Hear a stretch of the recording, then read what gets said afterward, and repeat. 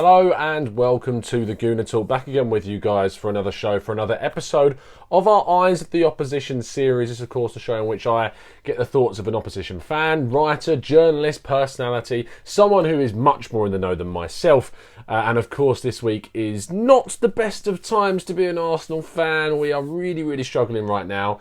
And coming up against a team which are the complete opposite of that right now in Leicester City, who are loving life, sitting pretty in third, 6 points ahead of us, who are in fifth currently. Amazing that we're still in fifth, it is at the moment. But I'm absolutely delighted this week to be joined by The Athletic's Rob Tanner, who is The Athletic's Leicester writer and focuses all around the Foxes' incomings, outgoings, matches, everything surrounding that. You can go check out all of his stuff on The Athletic. You can follow him at Rob Tanner LCFC on Twitter as well, so please go and do that. But we're going to jump straight into things. If you're enjoying the series, please give it a like. Please subscribe to the channel if you are new. You can turn those notifications on to join our live shows, our raw reactions, our podcast. Get your thoughts and questions heard in our live chat. We're live on Twitter as well at the Gooner Talk TV. But let's jump straight into things. And my question that goes to Rob for the first one is linking to that position that they're currently in, sitting in third, 6 points ahead of the Gunners. How surprising is it, Rob, that you find yourselves in this position? Well, I suppose, yes, you would be surprised to see Leicester so high up in the table, but I'm certainly not surprised to see them challenging in the top six, because that's been the club's ambition for quite a while, and they've been stating that in their annual financial reports, and Brendan Rodgers has made no sort of secret of the fact that European football is the goal. That's what they're pushing for. And you still got to say, though, if you look at their budgets of the respective sides that are competing at the top, Leicester is still miles away from the real top six elite, and that established top six sides, they've been there now since Leicester's title win. So to break into that top six, that has become a bit of a monopoly. It's going to be a tall order, but they've made a fantastic start. They're playing some great football.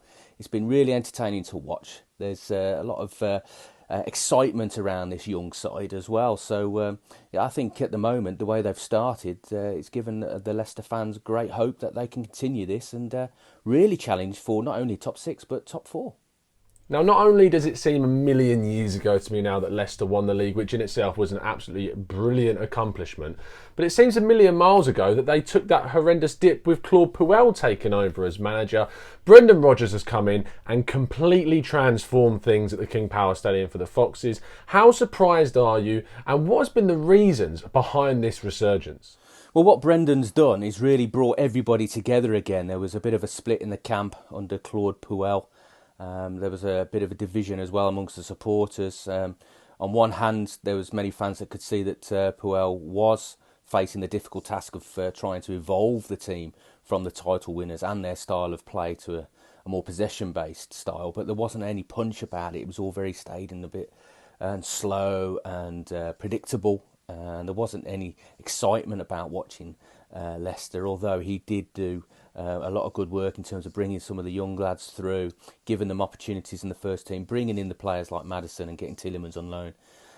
So that foundation was there. But what Rodgers has come in is identified the potential of this young side, and he's given them an identity, and they're playing some really incisive attacking football. It's all high tempo.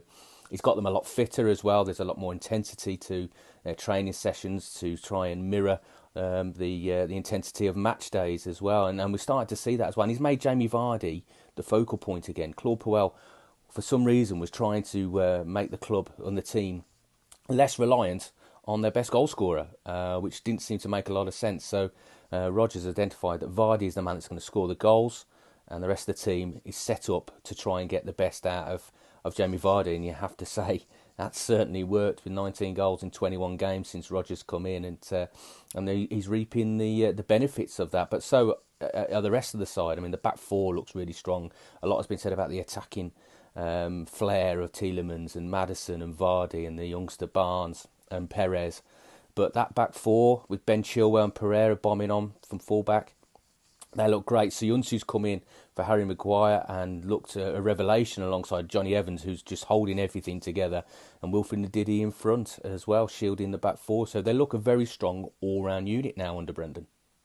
Now, on the show the other day, it was about a week ago now, we did basically a combined 11. And when you're looking at the combined 11 of Arsenal and Leicester, it's it's a bit embarrassing as an Arsenal fan, because really there were some arguments about even whether Aubameyang gets in over Vardy at the moment. I personally would go with the Gabonese striker, but then other players on the pitch, you're maybe picking Pepe over Jose Perez, but other players on the pitch, I mean, you're looking at the likes of Schmeichel and you look at the likes of Ndidi and these players that Arsenal would love to have in their side. How accurate do you think it is for Arsenal fans to be looking and seeing maybe one or two players in a combined 11 on a red and white half? And is that exaggeration? What do you think, Rob?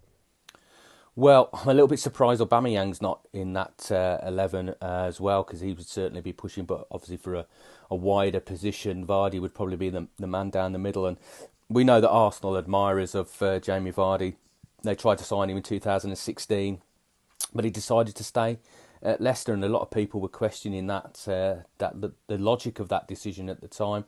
But certainly not people around Leicester, though. They were so grateful that the talisman was still at the club, and I think he wanted to become a club legend and carry on the journey that he's had with Leicester City from non-league all the way through to the England squad, and that's why he decided to stay at Leicester, turning down a considerably more amount of money as well in wages at Arsenal. But I think if you're looking at the Leicester side and the Arsenal side and comparing them, there's a lot of young players at Leicester with bags of potential, and Arsenal been linked with Ben Chilwell in the past, and I wouldn't be surprised if they were linked with other Leicester players as well. So I think it's just a perception at the moment that Leicester are a club on the rise, where Arsenal are a side struggling just to find that consistency and identity. Although I have to say, looking at the results, I mean, it just shows the comparison of the expectations of the two teams, because both of them have lost only 2 games this season, and both have lost one of those games to Liverpool.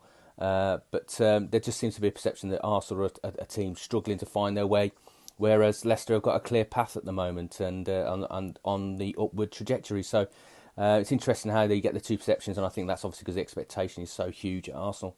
But in terms of an ideal 11 out there, I wouldn't change much of the back four of Leicester's. I think they look pretty strong. Kasper Schmeichel's a good goalkeeper. One thing that Arsenal always needed was a midfield enforcer, and we expected them to go for N'Golo Kante, but Chelsea beat them to the punch there. Now they've got Wilfred Ndidi at Leicester, who's doing a similar job, so it'd be interesting. Those comparisons are sort of unfair at times, but I can understand why people do them. Arsenal travelling to the King Power Stadium for the first time is sort of underdogs. I mean, maybe last season you could say they were underdogs too. They've not really had too much success there in recent times, but how mad is it now thinking about Arsenal being underdogs going to Leicester City? Rob, how do you sort of see this game playing out?